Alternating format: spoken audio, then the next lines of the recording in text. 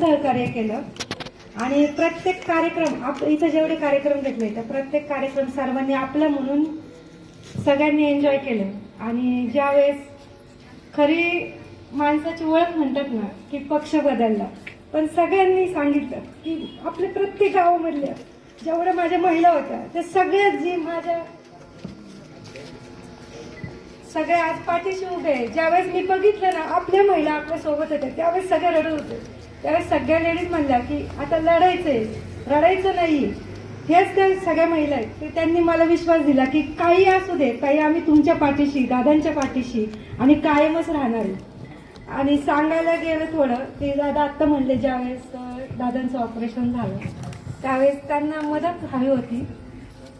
जेवढं करता येईल आम्ही तेवढं सहकार्य सगळ्यांना केलं. पण खरं सांगू का, दादांनी जेवढ्यांवर सगळ्यांवर मनापासून प्रेम केलं ती माणसं आज इथं सगळे आपल्या स्वागताला उभी आहे आणि ही कायमच अशी राहणार आहे. आणि तुम्हाला मी ह्यांच्यातर्फे सगळ्यांतर्फे सांगते की सर्वात जास्त लीड ह्या गावातून आपल्याला भेटणार आहे.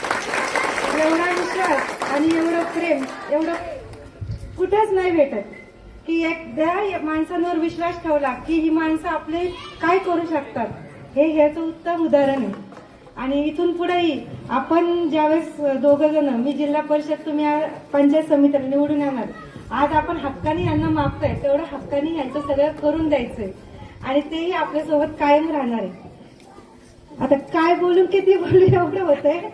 आणि ज्यावेळेस मनोरंजन संघाचा कार्यक्रम ठेवला तर त्यांचा पहिल्यांदा असा कार्यक्रम होता की लेडीज आपल्या ह्या सगळ्या नऊवारी साडीवाल्या आहेत ना त्या सर्वात उत्साही होत्या की आमच्यासाठी आपलं म्हणून कोणीतरी कार्यक्रम ठेवलाय.